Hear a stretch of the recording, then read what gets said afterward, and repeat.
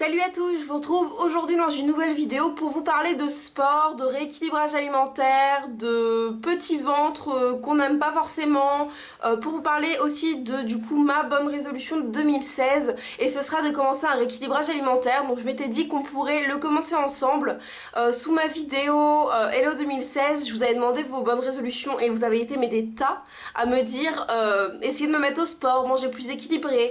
Du coup je vous fais aujourd'hui une vidéo sur manger plus équilibré, enfin un rééquilibrage alimentaire, et aussi je vous ferai une prochaine vidéo sur les exercices surtout de gainage que je commence dès aujourd'hui. Donc j'espère que cette vidéo vous plaira. Donc conseil numéro 1, c'est de faire une photo avant-après. Honnêtement vous n'allez pas avoir de changement au bout de 2 jours, mais je vous jure que c'est ultra motivant. Moi j'avais déjà fait un rééquilibrage alimentaire au début de l'année scolaire, voilà, vu qu'il y a eu les fêtes et j'ai un petit peu tout abandonné avec mon stage, donc j'avais vraiment vu des résultats et je vous assure que c'est vraiment très motivant.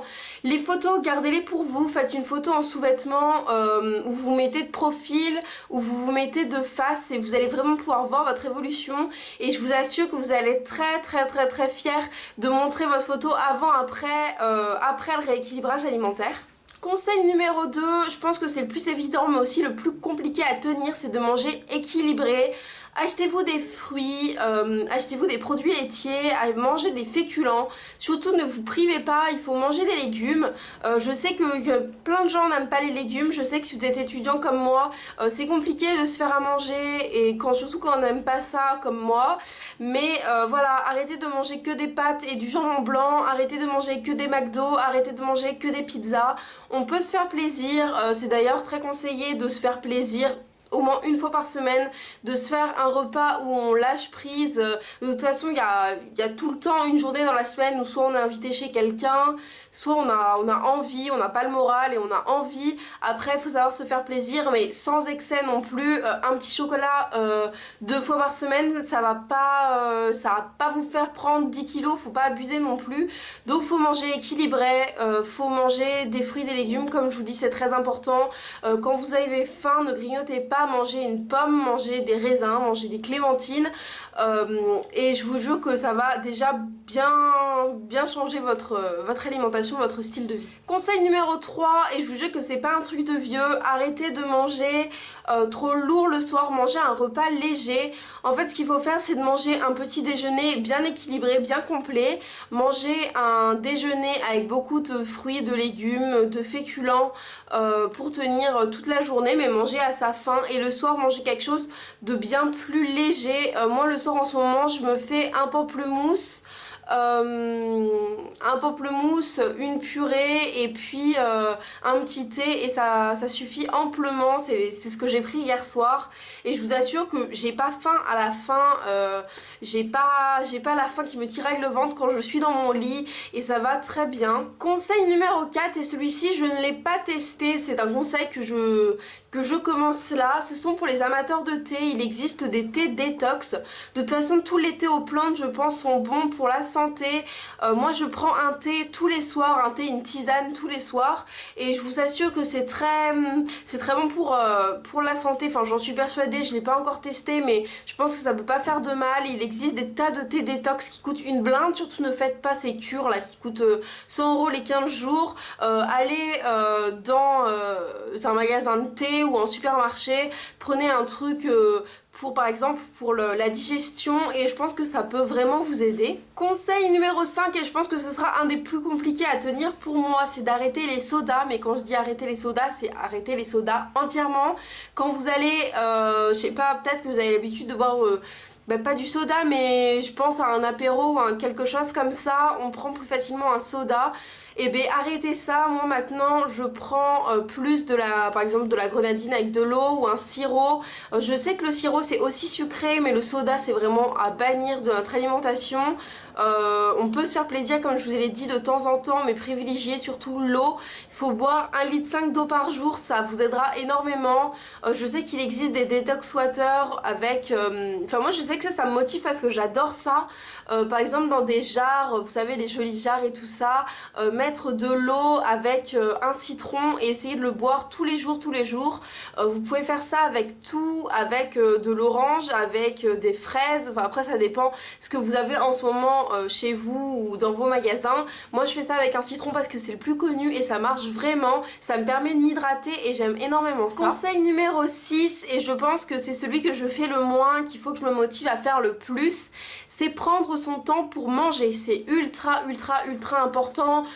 Si vous êtes dans mes âges et tout ça, ou même après, on a l'habitude de manger dans les cantines, dans les selfs où on nous presse, mais il ne faut pas, c'est vraiment mal. Quand vous êtes chez vous, prenez le temps de manger. Et il y a une petite astuce qui est assez connue, c'est quand on mange, de reposer nos couverts à chaque bouchée.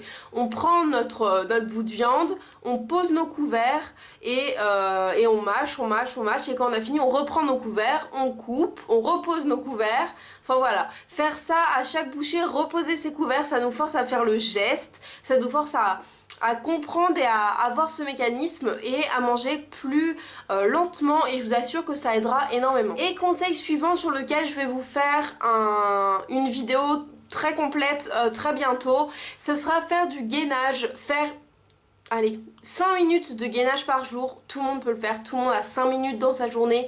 Vous le faites le matin, vous le faites le soir, vous faites 2 minutes 30 le matin, 2 minutes 30 le soir, vous vous organisez comme vous voulez, mais vous faites 5 minutes de gainage. Je parle pas de sport, je parle pas d'aller faire 3 km de footing tous les soirs ou tous les matins, parce que moi clairement je sais que je suis incapable de faire ça parce que tout simplement j'ai pas la motivation. Mais faire 5 minutes de gainage, honnêtement je mets une vidéo YouTube, je prends quelque chose qui dure 5 minutes, je la pose devant moi et je fais mon gainage. Ça prend mais 5 minutes, il n'y a besoin de aucun matériel, ça coûte pas cher, ça va pas vous fatiguer, et faire ça régulièrement vous allez vraiment voir cumuler à tout ce que je vous ai dit avant un changement. Vous allez vous sentir mieux, vous allez peut-être perdre un peu de poids. En tout cas tous les gens qui ont fait ça que je connais ont perdu un petit peu de poids. Vous n'allez pas perdre 20 kilos par semaine c'est sûr, mais c'est de toute façon que des bonnes habitudes à prendre. Donc je vais vous faire une vidéo très prochainement sur le gainage et tout ça, tout ce que je fais. Ça c'est quelque chose que je fais depuis septembre et je vois vraiment les effets sur moi, sachant que ça ne me crève pas comme je vous dis. Je suis vraiment pas une fille qui a la motivation d'aller à la salle de sport, surtout toute seule, et faire 5 minutes de gainage chez moi tous les jours, c'est devenu un automatisme et c'est vraiment bon, en tout cas je trouve pour moi. Et la dernière chose que je voulais vous dire, et c'est un petit challenge que je me lance et que je vous lance aussi si vous êtes dans le même cas que moi, c'est d'arrêter de prendre l'ascenseur et de prendre les escaliers. Moi j'habite au 5e étage, on pourrait se dire que c'est super chiant de prendre l'escalier, et au final je me suis rendu compte que ça prenait autant de temps quand je prenais l'escalier que quand je prenais l'ascenseur. Donc on va dire qu'on fait ça pour la planète, qu'on va pas utiliser d'électricité en descendant par l'ascenseur et qu'on va prendre l'escalier pour nos cuisses. Moi je me suis motivée à faire ça, à part quand j'ai vraiment des choses trop lourdes. Mais sinon vraiment ça va pas changer votre vie, mais c'est sûr que c'est une habitude à prendre. Au début je vous jure, quand j'arrivais au 5e étage j'étais ultra essoufflée, j'en pouvais plus. Maintenant je me sens tout à fait bien et c'est vraiment parfait. Donc voilà pour mes conseils pour perdre du poids, faire un rééquilibrage alimentaire avec juste des petites choses à changer dans son quotidien. J'espère que cette vidéo vous aura plu. N'hésitez pas à mettre en commentaire si vous commencez le rééquilibrage alimentaire en même temps que moi. Donc moi je le commence officiellement aujourd'hui, je vous en parlerai sur mes réseaux sociaux. N'hésitez pas à me suivre sur Instagram parce que je pense que là je vais poster pas mal de choses là-dessus. Je vous ferai sûrement d'autres vidéos, donc n'hésitez pas si vous avez des conseils. On partage tout en commentaire, n'hésitez pas à vous abonner parce que vous allez voir, je pense cette année, plus de vidéos sur ce sujet. Déjà il y a la vidéo sur le gainage qui arrive très bientôt. Je vous fais à tous de très gros bisous et à bientôt.